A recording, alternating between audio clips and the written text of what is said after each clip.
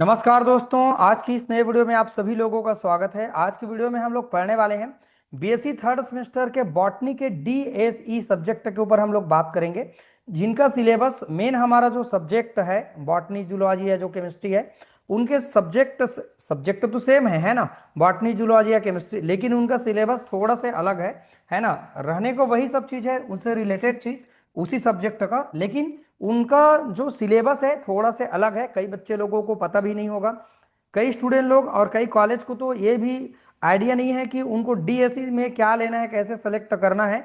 तो आप सभी लोगों को इस बात का ज्ञान होना चाहिए कि आप सभी लोग को एक पेपर लेना है डीएसई, और डीएसई को ही लेना चाहिए, आप जीई को मत लें। क्यों मत लें? जैसे आप कभी एमएससी करना चाहेंगे तो आप आपके लिए मुश्किल हो जाएगी, 3 साल आप करने के बाद फिर आपको दिक्कत होगी बाद में। तो उससे अच्छा आप डीएसई लेके पढ़ें, जो आप सबके लिए बहुत ज़्यादा इंपॉर्टेंट है। इसके पहले वाला वीडियो आपने देखा होगा दोस्तों, जूलॉजी के सभी मैंने यूनिट को मैंने कंप्लीट कर दिया है। मैंने उसके लिए 5 वीडियो अपलोड किया है सिलेबस मिला करके। 5 वीडियो मतलब एक एक वीडियो को मैंने, एक एक वीडियो के अंतर्गत मैंने एक एक यूनिट को कवर किया हुआ है। आई होप दोस्तों आप सब ने इस तरह की चीज़ों को देखा होगा, समझा होगा। अगर नहीं देखे हैं जूलॉजी, अगर आपने लिया है तो उन पेपर को जाके आप सभी लोग पढ़ना, आपको बहुत अच्छा से मिलेगा। कंटेंट इसका छत्तीसगढ़ में पूरे आपको इसका बहुत अच्छा से एक नोट्स मिलेगा। आप सभी लोग मेरे व्हाट्सअप एक ग्रुप है, उसमें जाके ज्वाइन कर लीजिएगा, जिसमें 50 से 60 कॉलेज के बच्चे जुड़े हुए हैं, स्टूडेंट जुड़े हुए हैं। मेरा नंबर आप नोट कर सकते हैं, 8818867195। इस नंबर पर आप मुझे व्हाट्सअप करना, और आप अपना कॉलेज का नाम, यूनिवर्सिटी का नाम और अपना खुद का नाम मुझे व्हाट्सअप में मैसेज करके बताना, और अपना नाम भी बता देना ना, और मैं आपको लिंक दे दूंगा, जाके आप ज्वाइन कर लीजिएगा। ओके, वीडियो अच्छा लगे दोस्तों तो लाइक कमेंट करना आप मत भूलना। चैनल में नया है तो चैनल को जाके प्लीज सब्सक्राइब कर लेना, ताकि इस तरह से जो भी इंपॉर्टेंट वीडियो मैं जब भी अपलोड करूंगा आप सभी को तुरंत नोटिफिकेशन में मिल जाएगा। आज का वीडियो है दोस्तों, बायोलॉजिकल रिसोर्स क्या होते हैं। सबसे मजे की बात यह है कि एक वीडियो में मैं कंप्लीट कर देता हूं एक यूनिट को। आपके पास इतना वक्त नहीं है कि आप हर वीडियो को देखते रहते होंगे, आपको याद भी तो करना है ना, पढ़ना भी तो है ना। दिन भर वीडियो नहीं देख पाएंगे, दिन भर वीडियो देखेंगे तो पढ़ाई कितना टाइम करेंगे। समझना अलग चीज है, याद करके पेपर में लिखना भी अलग चीज है। तो ये सभी बच्चे आप लोग अपने जो समय है ना, उनको अच्छे से यूटिलाइज करो। नहीं तो अगर एटी केटी आता है तो ये आपके लिए समस्या बढ़ जाता है। बहुत बच्चे लोग को केमिस्ट्री में एटी केटी लगा है, जिसके कारण केमिस्ट्री को जिंदगी में लेना ही नहीं चाहते। उसका वजह है अच्छा से या तो पढ़ाया नहीं गया है, या अच्छे से पढ़े नहीं गए हैं, राइट ना। तो इस सब परेशानी को दूर करने के लिए दोस्तों मैं आपको सपोर्ट कर रहा हूं, आप भी हमें सपोर्ट जरूर करें अगर आपसे हो पाता है तो। ओके, चलो देखते हैं। यूनिट तीसरा दिया है यहां पर, बायोडिवर्सिटी, जैव विविधता किसे कहते हैं। हमारे पास इस चैप्टर का नाम है बायोलॉजिकल रिसोर्स। इस यूनिट का नाम बायोलॉजिकल रिसोर्स है। बहुत खास है, बहुत ज्यादा इंपॉर्टेंट है, आपको पढ़ के मजा आएगा, देखना एकदम बहुत अच्छे से आपको समझ में आएगा। मैं आपको इस तरह से थोड़ा थोड़ा करके समझाते जाऊंगा तो आपको पढ़ने में दिक्कत नहीं होगी, उसके मीनिंग आप जानते जाएंगे। मैं एग्जाम्पल के माध्यम से आपको समझाने की कोशिश करता हूं, तो फिर आपके लिए दिक्कत नहीं होगी।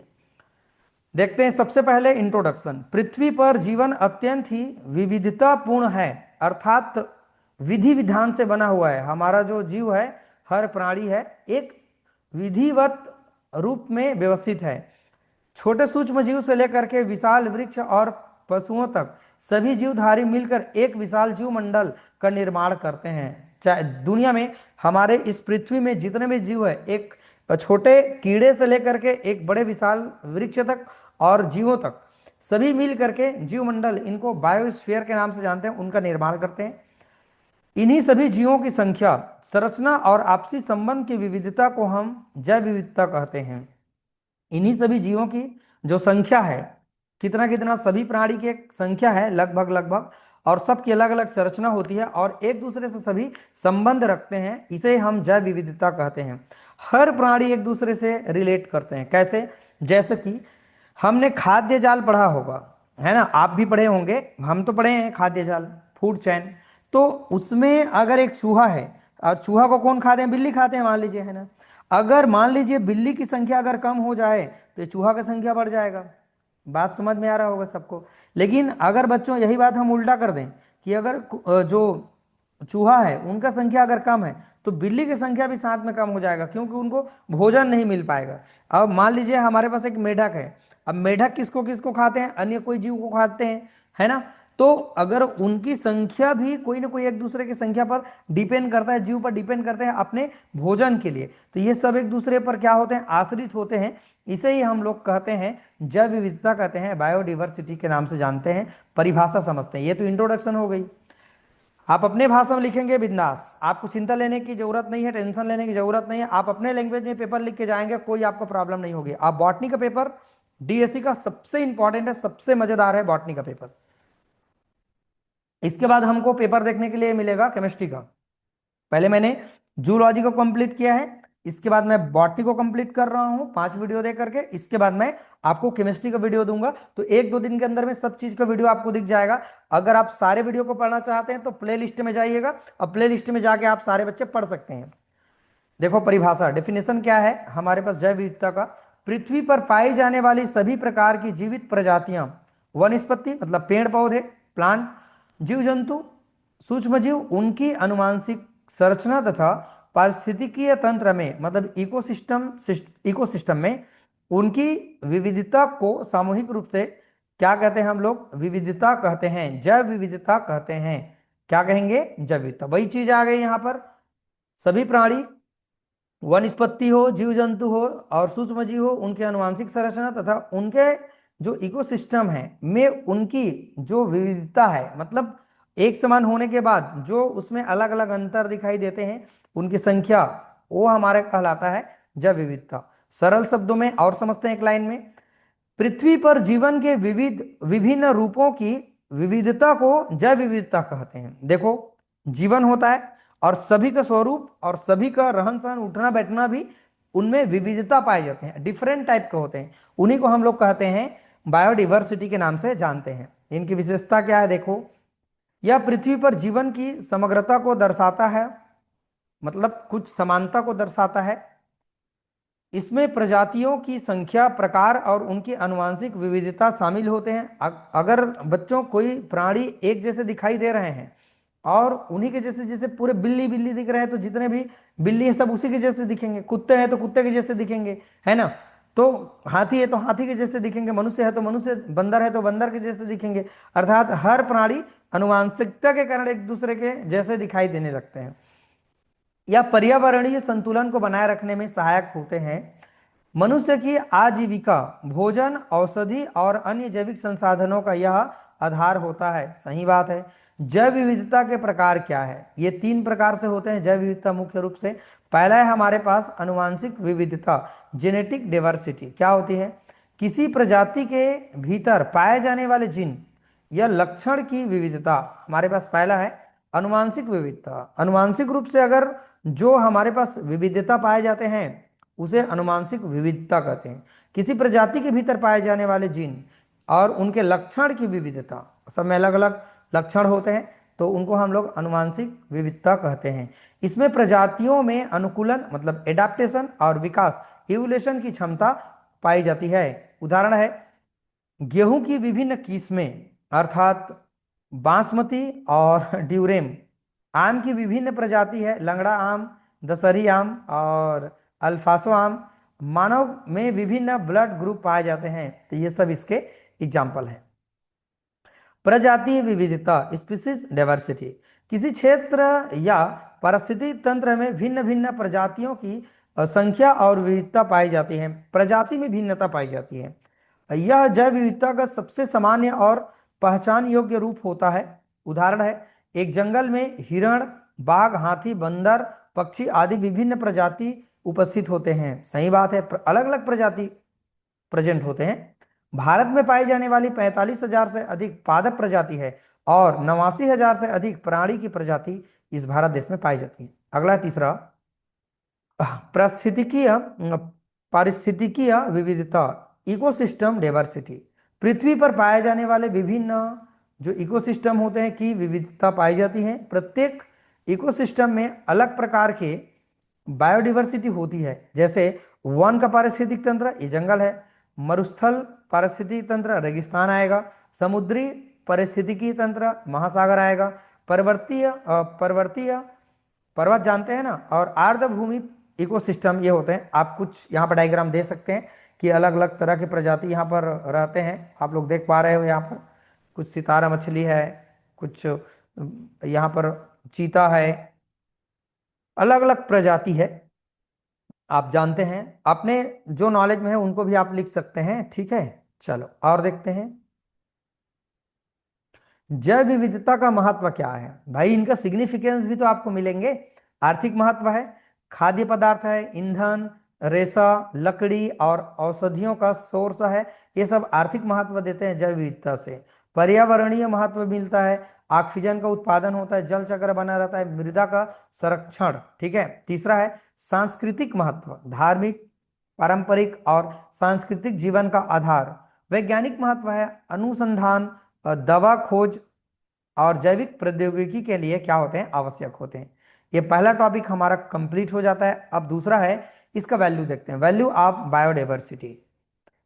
इंट्रोडक्शन है, बायोडाइवर्सिटी केवल जीवों की संख्या या प्रजातियों की विविधता ही नहीं होती है, बल्कि यह मानव जीवन के लिए अनगिनत उपयोगिता रखती है। यह भोजन, औषधि, रेशा, लकड़ी, ऊर्जा आदि का सोर्स है और साथ ही पारिस्थितिकीय संतुलन बनाए रखने में महत्वपूर्ण भूमिका निभाते हैं।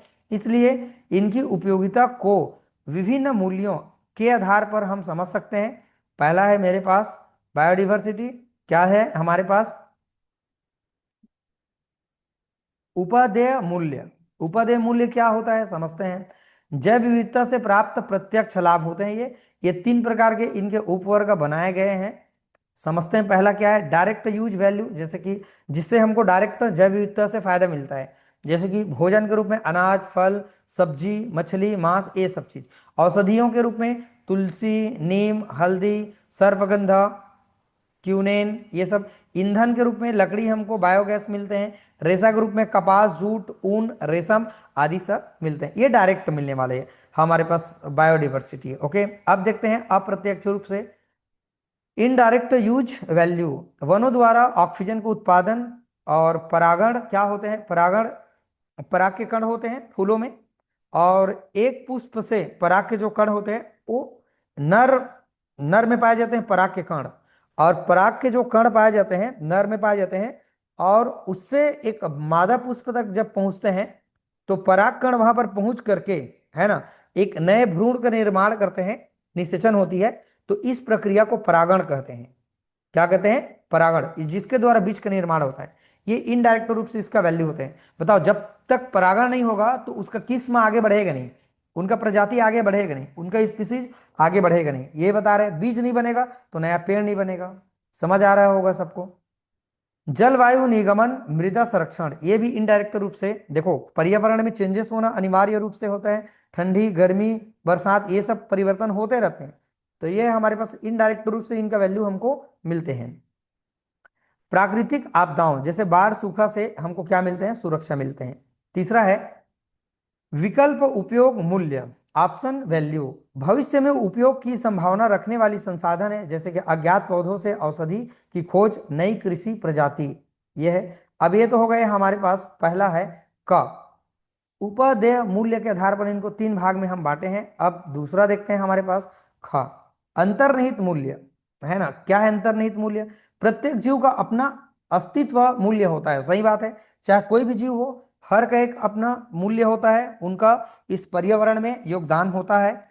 चाहे वह मानव को प्रत्यक्ष लाभ दे या ना दे, परंतु उसका होना इकोसिस्टम के लिए क्या होते हैं, बहुत ज्यादा जरूरी होती है, आवश्यक होते हैं।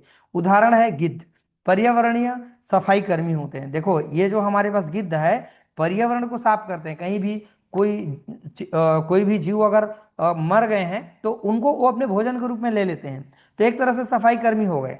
ये बात समझ में रहे, ठीक है। अब देखते हैं नैतिक या आध्यात्मिक मूल्य, मोरल वैल्यू क्या चीज होते हैं।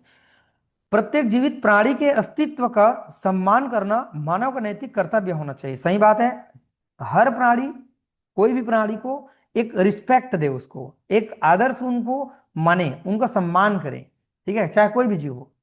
भारतीय संस्कृति में जो गाय होते हैं बिल्कुल माता के रूप में मानते हैं, तुलसी को पूजा करते हैं, तुलसी माता की। पीपल, गंगा जैसी आस्थाओं का धार्मिक महत्व होता है। घ देखते हैं, सामाजिक एवं सांस्कृतिक मूल्य, social and the culture value. जैव विविधता समाज की सांस्कृतिक पहचान का हिस्सा होता है। त्योहार, परंपरा और लोकगीत प्रायः प्रकृति और जीवों से जुड़ी होती है, जैसे कि नाग पंचमी, वट सावित्री, पोंगल, ये सब चीज इसके महत्व होते हैं। और देखते हैं हमारे पास सौंदर्यात्मक मूल्य क्या होते हैं। प्रकृति की सुंदरता और पर्यटन का आधार होता है, सही बात है। पक्षी दर्शन के लिए हम जाते हैं, बागवानी, वन्य जीव पर्यटन, ये सब में। हिमालय, सुंदरवन, केरल की जैव विविधता पर्यटकों को आकर्षित करती है। आप घूमने जाते हैं, पिकनिक जाते हैं कहीं पर, तो कहीं ना कहीं उनके सुंदरता को देख करके आप जाते हैं। पर्यावरण के लिए आप जब भी आप उनके लिए सोचते हैं तो आप उन दृश्य को देखने के लिए जाते हैं। अगर इसका वैल्यू ना होगा, सुंदरता अगर ना होगा, तो आप वहां बिल्कुल नहीं जाएंगे। लेकिन कहीं ना कहीं उसका वैल्यू है, सुंदरता को हम परखते हैं, जानते हैं, तो उनकी हम लोग जरूर उनको दर्शन करने के लिए जाते हैं। अगला है इकोनॉमिक वैल्यू। आर्थिक मूल्य क्या है। कृषि, औद्योगिक कच्चा माल, मत्स्य पालन, औषधि उद्योग, ये सब हमको आर्थिक रूप से वैल्यू देते हैं। विश्व की दवा कंपनियां 25% से अधिक औषधीय जैव विविधता से ही प्राप्त करती है। वनों से लकड़ी, गोंद, रेजिन, फल, तंतु, ये सब चीज हमको वन से प्राप्त होते हैं। अगला टॉपिक है जैव विविधता वैश्विक, राष्ट्रीय और क्षेत्रीय स्तर। Biodiversity at the global, national and regional level. क्या चीज होते हैं समझते हैं, प्रस्तावना इसका। इंट्रोडक्शन। जैव विविधता पृथ्वी पर जीवन की विविधता का प्रतीक होता है। यह विभिन्न प्रजाति, उनके अनुवांशिक स्वरूप, जेनेटिक जो फॉर्म है, और इकोसिस्टम की विविधता को दर्शाती है। बायोडिवर्सिटी का स्तर स्थान और क्षेत्र के अनुसार बदलती रहती है ना। इसे हम वैश्विक मतलब ग्लोबल या नेशनल लेवल, या फिर हम क्षेत्रीय या स्थानीय स्तर पर समझ सकते हैं। पहला है बच्चों ग्लोबल डायवर्सिटी। ग्लोबल से क्या है समझते हैं, पृथ्वी पर पाए जाने वाले सभी इकोसिस्टम, प्रजाति और अनुवांशिक विविधता का कुल संग्रह को हम लोग कहते हैं, क्या कहते हैं, ग्लोबल डायवर्सिटी कहते हैं। जैसे यहां पर देख पा रहे हो, मेढक है, घोंगा है, चीता है, ठीक है। तो ये अलग अलग क्या है, जीव है जो बायोलॉजिकल ग्लोबल के अंतर्गत आते हैं। विशेषता। पृथ्वी पर लगभग 1.75 मिलियन प्रजाति ज्ञात है, लेकिन अनुमानित वास्तविक संख्या 8 से 10 मिलियन है। देखो संख्या इतनी ज्यादा है ना, लेकिन अभी तक ज्ञात कितना हुआ है, 1.75 मिलियन अभी तक प्रजाति के बारे में हम जानकारी लिए हैं, ज्ञात है साइंस की दृष्टि से, लेकिन वास्तविक संख्या अनुमान है 8 से 10 मिलियन है। सबसे अधिक विविधता ट्रॉपिकल क्षेत्र, अर्थात वर्षावन, अमेजन, कांगो बेसिन, दक्षिण पूर्व एशिया में पाए जाते हैं, ये जगह है ना। वैश्विक जैव विविधता के हॉटस्पॉट क्या होते हैं, हॉटस्पॉट समझते हैं थोड़ा सा। वे क्षेत्र जहां जैव विविधता अत्यधिक और संकट में हो, उनको हॉटस्पॉट कहेंगे। 36 हॉटस्पॉट है, जैसे कि दक्षिण अमेरिका है ना, और यहाँ है बेसिन, और ये इंडियन ओशन द्वीप और इंडो मलेशियन क्षेत्र। इसका महत्व क्या है, ग्लोबल का महत्व क्या है, जीवन का संतुलन बनाए रखने में इसका महत्व है। खाद्य, औषधि, उद्योग और पर्यटन के लिए सोर्स माने जाते हैं। जलवायु नियमन, कार्बन संग्रहण और पारिस्थितिक सेवाओं में इनका विशेष महत्व है। तीसरा है हमारे पास नेशनल बायोडाइवर्सिटी, ये टॉपिक है हमारा। नेशनल बायोडाइवर्सिटी परिभाषा, किसी देश के भौगोलिक क्षेत्र में पाए जाने वाले जीव जंतु, वनस्पति और इकोसिस्टम की विविधता को हम लोग कहते हैं नेशनल बायोडाइवर्सिटी कहते हैं। भारत में बायोडाइवर्सिटी कैसे होते हैं, भारत में दुनिया की कुल प्रजातियों का लगभग 8 से 10% होते हैं नेशनल फॉर्म में। भारत को जैव विविधता के हॉटस्पॉट देशों में गिना जाता है। भारत को ना देखो, यहाँ की प्रजाति खत्म होते जा रहे हैं, कम होते जा रहे हैं। प्रमुख क्षेत्रों में हिमालय, इंडो मलेशियन क्षेत्र, भारत महाद्वीप, ये सब महासागर द्वीप, ये सब आते हैं। भारत में जैव विविधता के तथ्य क्या है, ज्ञात प्रजाति है 45,000, पौधे कितना है 89,000, जीव जंतु है, ये पहले ही मैंने बताया है। प्रमुख जैव विविधता हॉटस्पॉट में हिमालय, ये सब आप देख सकते हैं, ठीक है, इजी है। राष्ट्रीय महत्व क्या है, अभी इसका राष्ट्रीय स्तर पर इसका महत्व क्या है, जो नेशनल ग्लोबल का तो ये क्या महत्व है? पहला है हमारे पास कृषि, औषधि, उद्योग और पारंपरिक जीवन का आधार माना जाता है। इकोसिस्टम बैलेंस और नेचुरल जो आपदाओं से क्या होते हैं, सुरक्षा मिलते हैं। अगला है हमारे पास क्षेत्रीय, चौथा है, ये भी हमारा हेडिंग है, परिभाषा हम पढ़ें जरूर। लोकल बायोडिवर्सिटी, लोकल नाम अच्छा है। किसी राज्य, क्षेत्र या गांव के इकोसिस्टम, प्रजाति और जीनों की विविधता को हम लोग कहते हैं क्षेत्रीय, मतलब एक क्षेत्र में, एक राज्य स्तर पर। विशेषता क्या है इसका, देखते हैं। विशेषता है इनका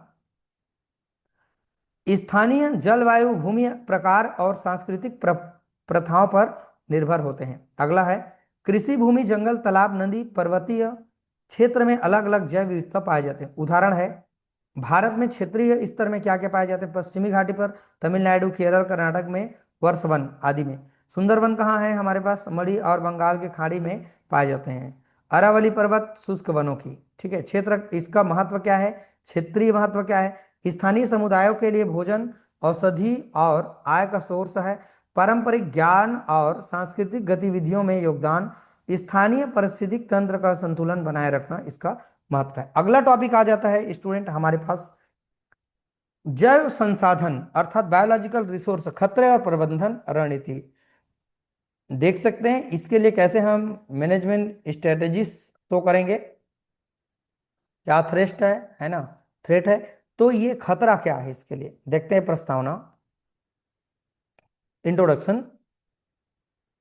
जैविक संसाधनों वे सभी प्राकृतिक संसाधन है जो जीवित प्राणियों और उसके उत्पादों से प्राप्त होते हैं। इनमें वनस्पति, जीव जंतु, सूक्ष्म जीव, मछली, कृषि और औषधि पौधे शामिल होते हैं। ये मानव जीवन, उद्योग, कृषि और चिकित्सा के लिए अत्यंत महत्वपूर्ण होते हैं। आज मानव गतिविधियां और पर्यावरणीय बदलाव के कारण इन संसाधनों पर गंभीर खतरे मंडरा रहे हैं। संतुलित संरक्षण और प्रबंधन ही इन संसाधनों को भविष्य की पीढ़ियों तक सुरक्षित रख सकते हैं। अगला है जैविक संसाधन के प्रकार, type of biological resource. Plant resource क्या चीज होते हैं? लकड़ी, औषधि, फाइबर, खाद्य पौधे, ये सब आएंगे। तिल, गेहूं, जूट, सागवान। अगला है प्राणी संसाधन है, एनिमल रिसोर्स है। मांस, दूध, ऊन, औषधि, खेल और पर्यटन। उदाहरण है गाय, बकरी, मछली, हाथी। सूक्ष्म जीव संसाधन है, माइक्रोबियल रिसोर्सेस है। दवा, एंजाइम, जैव उर्वरक और बायोटेक्नोलॉजी, जिसमें सूक्ष्म जीव का अध्ययन करेंगे। जैसे उदाहरण है लैक्टोबैसिलस, दूध में पाए जाते हैं। ईस्ट है, पेनिसिलियम है। और जलीय संसाधन में है आपका मछली, शैवाल, मोती, समुद्र, औषधि, ये सब है। जैविक संसाधनों के खतरे, क्या खतरा है इसका? प्राकृतिक कारण है, भूकंप, ज्वालामुखी, जानते हैं सब लोग। सूखा, बाढ़, प्राकृतिक रोग और कीट संक्रमण, ये सब आते हैं। जलवायु परिवर्तन, तापमान और वर्षा में बदलाव। मानव जनित कारण क्या है? मानव जनित दूसरा कारण है। इसके लिए खतरे का कारण क्या है? अब प्राकृतिक तो नुकसान कर रहा है, प्राकृतिक से तो खतरा है ही है बायोलॉजिकल रिसोर्स को, लेकिन मानव भी तो जीता जागता इसका खतरा है। वनों की कटाई कर दे रहे हैं बिना सोचे समझे, जहां जरूरत का नहीं वहां का कटाई कर दे रहे हैं, है ना। आवास, उद्योग, कृषि के लिए कटाई कर दे रहे हैं। अधिक शिकार और शिकारबंदी का उल्लंघन कर रहे हैं लोग। संकटग्रस्त प्रजाति, हाथी, बाघ, ये सब परेशान हैं इससे। जल प्रदूषण, वाटर पॉल्यूशन भी हो रहा है, रासायनिक अपशिष्ट और कचरे के कारण। मृदा और वायु प्रदूषण, सॉइल और एयर पॉल्यूशन, रासायनिक उर्वरक, कीटनाशक, धुआं, ये सब इनके प्रभाव देखने के लिए मिलते हैं। अति कृषि, है ना। अति कृषि मतलब मछली पकड़ना, औषधि या पौधों का अति दोहन करना, ये सब अति कृषि के श्रेणी में आएंगे। आवास विनाश, नदियों का स्थिरीकरण, शहरीकरण, शहर बना दे रहे हैं। लास्ट है अलगाव और अनुवांशिक ह्रास। क्या चीज होते हैं? प्रजातियों के बीच अनुवांशिक विविधता को क्या पड़ रहा है? नुकसान। भाई उस जीवों को अच्छा वास नहीं मिलेगा तो उनके जो अलग प्रजाति आने वाले हैं वो डेवलप नहीं कर पाएंगे ना। अगला है आठवां, जैविक संसाधनों के प्रबंधक की रणनीतियां। ठीक है, संरक्षण के तरीके क्या है? ये हमारा 8 तक तो हो गया। अब इसका अगला है हमारे पास, संरक्षण के तरीके क्या है? पहला है सशक्त वन प्रबंधन, वनों का संतुलन उपयोग, वृक्षारोपण और हरे भरे जंगलों का निर्माण, प्रजाति आधारित वन संरक्षण, नवनिर्मित वन, और जैव विविधता संरक्षण, बायोडिवर्सिटी कंजर्वेशन। इसको आपने सुना होगा, इन सिटू और आउट सिटू। क्या होता है समझते हैं। इन सिटू कंजर्वेशन, प्रजातियों को उनके प्राकृतिक आवास में संरक्षित कर किया जाता है। इन सिटू का मतलब जहां पर वो है वहीं पर उनको संरक्षित किया जाता है, तो ये होता है इन सिटू कंजर्वेशन। उदाहरण है राष्ट्रीय उद्यान, वन जीव अभयारण्य, बायोस्फीयर रिजर्व आदि। और एक्स सिटू कंजर्वेशन क्या होते हैं? प्रजातियों को प्राकृतिक आवासों से बाहर रख के सुरक्षित रखा जाता है। जैसे जिस स्थान पर उनको खतरा है तो वहां से कोई दूसरे स्थान लेकर के उनको सुरक्षित किया जाता है, सेफ किया जाता है। चिड़ियाघर, botanical garden, seed bank, gene bank आदि। अगला है हमारे पास बायो ऑर्गेनिक फार्मिंग। जैविक कृषि क्या है? रासायनिक उर्वरक और कीटनाशक की बजाय जैविक विविधता का उपयोग करना चाहिए, मृदा और जल संरक्षण करना चाहिए। जलीय संसाधनों का प्रबंधन, मछली पकड़ने की मात्रा नियंत्रण करना, कृत्रिम प्रजनन और मछली पालन करना। अगला है हमारे पास जैव प्रौद्योगिकी, बायोटेक्नोलॉजी एप्लीकेशन।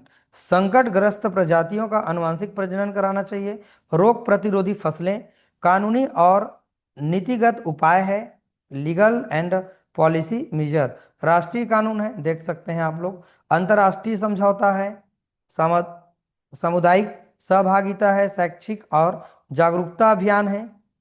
और पांचवा है हमारे पास जैविक संसाधन प्रबंधन में आधुनिक तकनीकें, मॉडर्न टेक्निक इन मैनेजमेंट क्या है? तो ये देखते हैं, भविष्य के लिए बचा कर रखना चाहते हैं उसके लिए क्या है।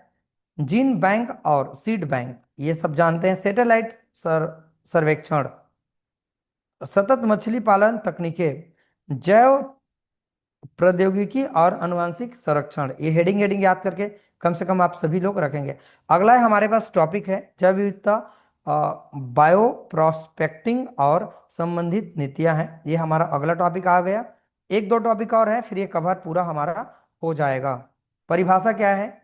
बायो प्रोस्पेक्टिंग वह प्रक्रिया है जिसमें जैविक संसाधनों जैसे कि पौधे, जीव जंतु, सूक्ष्म जीव से औषधि उद्योग जैव प्रौद्योगिकी और अन्य लाभ प्राप्त करने के लिए शोध और विकास किया जाता है, उसे बायो प्रॉस्पेक्टिंग कहा जाता है। उद्देश्य इसका क्या है? नई दवाओं और औषधियों की खोज करना, कृषि जैविक उर्वरक और कीटनाशकों का विकास करना, औद्योगिक उत्पादन और जैव ईंधन प्राप्त करना। महत्व क्या है? जैव विविधता के आर्थिक उपयोग में योगदान है, जैविक औषधि और स्वास्थ्य क्षेत्र में नई खोज है, पर्यावरणीय और इकोसिस्टम सेवाओं का सतत उपयोग है। अगला है, ये टॉपिक हमारे पास एग्जाम में पूछा गया है, देखते हैं। आईपीआर क्या होता है? इंटेलेक्चुअल प्रॉपर्टीज राइट, बौद्धिक संपदा अधिकार। बहुत इंपॉर्टेंट है, इसको आप पढ़ ही लेना। इस टॉपिक को आप कोई भी स्टूडेंट मत ही छोड़ना, ये आप सबके लिए बहुत ज्यादा खास है और इंपॉर्टेंट है। बौद्धिक संपदा अधिकार क्या होता है? आईपीआर का पूरा नाम पूछ सकता है एक नंबर में, आप सभी लोग ध्यान रखना इसको ना। उन अधिकारियों को कहते हैं जो किसी व्यक्ति या संगठन को उनके अनुसंधान, आविष्कार और रचनात्मक कार्य पर कानूनी अधिकार प्रदान करते हैं, उसे हम लोग आईपीआर कहते हैं। समझ गए? प्रकार इसके कितने प्रकार है देखते हैं। एक तो पेटेंट, दूसरा है कॉपीराइट और तीसरा है ट्रेडमार्क, चौथा है हमारे पास जियोग्राफिकल इंडिकेशन, है ना। इसका पूरा नाम शॉर्ट नाम लिखा है जीआई। अब इसका मीनिंग भी लिखा है, देखो। पेटेंट का मतलब क्या है? पेटेंट का मतलब नई खोज, आविष्कार, तकनीक का अधिकार है। दूसरा प्रकार है कॉपीराइट, साहित्य, संगीत, कला आदि है, कॉपीराइट के अंतर्गत होते हैं। और ट्रेड मार्क में आते हैं किसी वस्तु या सेवा का चिन्ह होता है, ये सब इसके प्रकार हैं। अगला देखते हैं जैव विविधता से संबंध। बायो बायो प्रॉस्पेक्टिंग में नई औषधि या हमारे पास उत्पादन पेटेंट होते हैं। हम्म परम पारंपरिक ज्ञान और स्थानीय समुदाय की जैविक खोजों का संरक्षण। अगला हमारे पास टॉपिक है, ये टॉपिक इंपॉर्टेंट है, CBD, conservation on biological diversity. मैंने बोला था कि जब मैं वीडियो में पढ़ाऊंगा तो सबका मीनिंग आप सभी लोगों को समझ में आएगा। तो सीबीडी का मीनिंग क्या है? Conservation on biological diversity. क्या होते हैं? परिचय। सीबीडी को संयुक्त राष्ट्र संघ के तहत 1992 में रियो डी जेनरियो शिखर सम्मेलन में अपनाया गया। उद्देश्य क्या है? बायोडिवर्सिटी का संरक्षण करना और सतत उपयोग और लाभ का समान वितरण। इसका ऑब्जेक्टिव क्या है? जैव विविधता का संरक्षण और जैविक संसाधनों का सतत उपयोग, लाभों का समान वितरण। ठीक है। भारत में सीबीडी का कार्यान्वयन क्या क्या है देख सकते हैं आप लोग। 2002 में बनाया गया।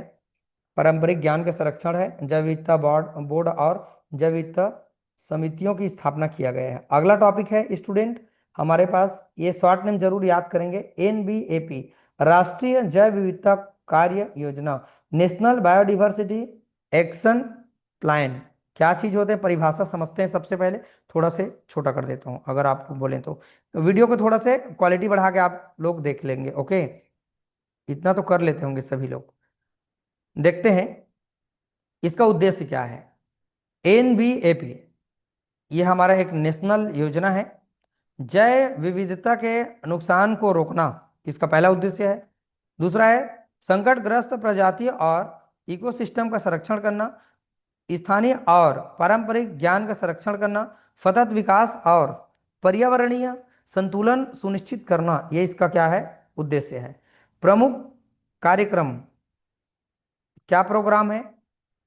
वन्य जीव और पौधों का संरक्षण, राष्ट्रीय उद्यान अभयारण्य, सतत कृषि और जल प्रबंधन, समुदाय आधारित संरक्षण, जन जागरूकता और भागीदारी, वैज्ञानिक अनुसंधान और जैव विविधता का उपयोग, जैव विविधता सूचियां बनाना, ये इसके इंपॉर्टेंट कार्यक्रम है। सारांश देख सकते हैं, यहाँ पर सारांश दिया हुआ है, थोड़ा तो पढ़ सकते हैं। आईपीआर का परिभाषा क्या है? ये बौद्धिक संपदा अधिकार है। सीबीडी क्या है? 1992 में रियो सम्मेलन दिया गया। और ये क्या है? एनबीएपी, राष्ट्रीय जैव विविधता कार्यक्रम कार्य योजना है और ये इसका उद्देश्य है। ओके, तो ये इसको बहुत अच्छे से ध्यान से इसको आप सभी लोग कर लेंगे। वन आवरण क्या है? फॉरेस्ट कवर और उसका महत्व क्या है? भारत के संदर्भ में फॉरेस्ट कवर क्या होता है? बहुत इंपॉर्टेंट है, फायदे लाफ्टर टॉपिक इसका। वन वन आवरण या फॉरेस्ट कवर वह क्षेत्र है जिसमें वृक्ष, झाड़ियों और अन्य वनस्पतियों की पर्याप्त मात्रा हो, जिसमें पर्यावरणीय संतुलन बना रहे। वन न केवल प्राकृतिक संपदा है बल्कि जलवायु, जल मृदा और जैव विविधता के संरक्षण में भी महत्वपूर्ण भूमिका निभाते हैं। सबसे इंपॉर्टेंट रोल है जंगल का। जंगल ना हो तो जीवन हमारे लिए मुश्किल हो जाएगी। वन आवरण की परिभाषा क्या होगा ये भी समझते हैं। ये सब छोटा छोटा सवाल है, एग्जाम में पूछने जाने वाले सवाल है। सभी बच्चे इनको ध्यान से पढ़ना जरूर। आप सभी लोग वीडियो को रोक लेंगे और धीरे धीरे रोक करके आप सभी लोग नोट्स बना लेंगे, ज़्यादा अच्छा रहेगा। मैं लास्ट में आपको भी बताऊंगा, स्क्रीनशॉट लेने के लिए आपको मौका दूंगा, चिंता मत करना। ठीक है, पढ़ लेंगे तो फिर लास्ट में मैं आपको पीडीएफ शेयर करूंगा। अभी तुरंत मत करने के लिए बोलो, थोड़ा बिजी हूँ अभी, है ना।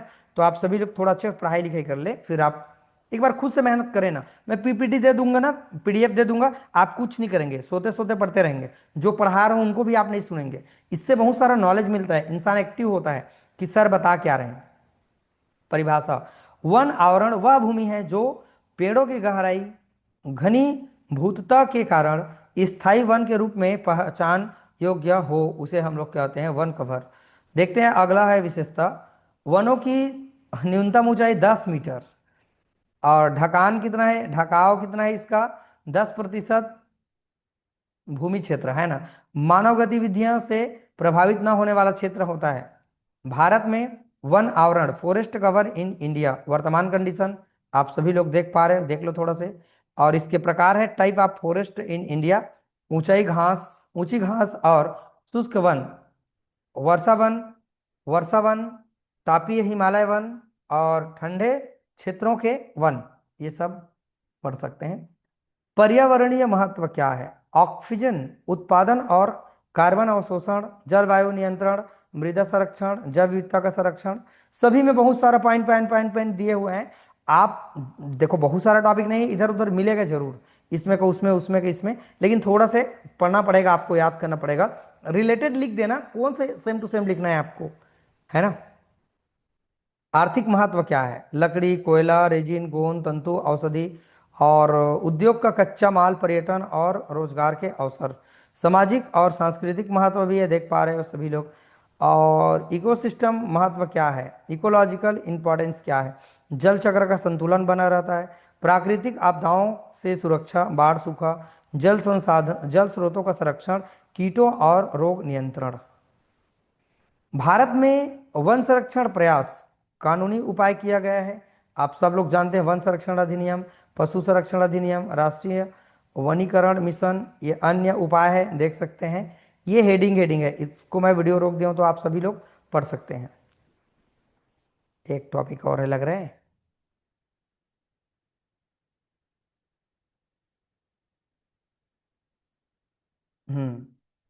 दो तीन टॉपिक है। हाँ ठीक है, कवर कर देते हैं। दो तीन वीडियो देखने से अच्छा है आप सभी लोग एक वीडियो में कवर कर ले उसको, ठीक है, खत्म कहानी फिर। चलिए अब अगला हम लोग टॉपिक देखते हैं। जैविक संसाधन, प्रमुख और गौण वन उत्पाद, मेजर और मिनर फॉरेस्ट प्रोडक्ट। प्रस्तावना क्या है? वन जैविक संसाधनों का सबसे बड़ा सोर्स है। इसमें मानव जीवन, उद्योग, औद्योगिक और आजीविका के लिए अनेक उत्पाद है प्राप्त होते हैं। वन उत्पाद दो प्रकार के होते हैं, मेजर और हमारे पास मिनर forest product.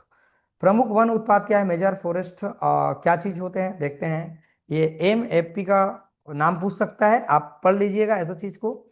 Major forest product परिभाषा, वे वन उत्पाद जो बड़े पैमाने पर आर्थिक और औद्योगिक उपयोग में आते हैं, जिसका उत्पादन वाणिज्यिक दृष्टि से महत्वपूर्ण होते हैं।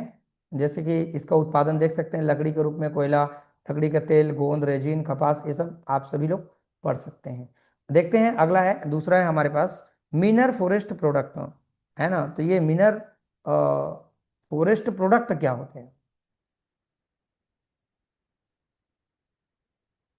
परिभाषा, वे वन उत्पाद जो वाणिज्यिक रूप से छोटे पैमाने पर उपयोग किए जाते हैं और जिसका स्थानीय उत्पादकों समुदायों के लिए आर्थिक महत्व अधिक होता है, वो हमारा गौड़ होता है। गौड़ मतलब निजी स्तर में, ठीक, जिसको हम लोग उपयोग करते हैं। तो ये देख सकते हैं आप लोग सभी लोग, औषधि रूप में, फल के रूप में, और ताड़ बांस के रूप में, तिलहन और बीज के रूप में, कड़वा रस ये सब के रूप में, मधु मतलब हनी के रूप में, ये सब नॉर्मल स्तर पर जो हम उपयोग करते हैं उसको ये बता रहा है।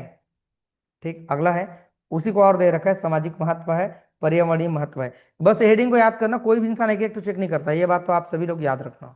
कोई भी इंसान एक एक को याद, एक एक तो चीज को चेक नहीं करता है। चलो अगला टॉपिक है हमारे पास, बहुत ज्यादा इंपॉर्टेंट है। थोड़ा वीडियो लंबा है जरूर, लेकिन मैं चाहता हूं इसको एक वीडियो में आपका टेंशन खत्म करूं। क्यों हम दो दो तीन तीन वीडियो बनाते रहेंगे, आप भी नहीं पढ़ पाएंगे, आप भी परेशान रहेंगे। उससे अच्छा मैं सोच रहा हूं कि आप एक वीडियो में इसको पढ़ लिख के निपटा दे, खत्म कर दे कहानी। चलिए देखते हैं। जैविक संसाधन केवल भोजन और औषधि के लिए ही नहीं बल्कि ऊर्जा का सोर्स भी होता है।